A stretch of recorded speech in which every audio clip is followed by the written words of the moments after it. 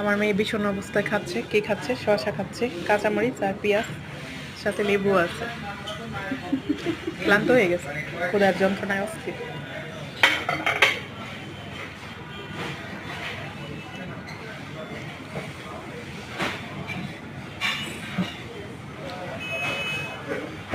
কি পেয়েছো?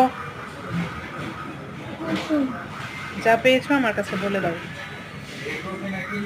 তুমি কি একা একা সবটা খাবা? খেতেও পারি।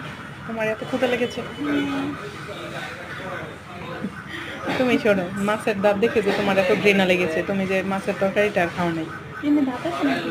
এখন তোমার দাঁত দিয়ে কেন চিবিয়ে খাচ্ছ? এই প্রশ্নের জবাব কি? জবাব নেই। এটা আমার তোমার টাকা। এটা তোমার জন্য।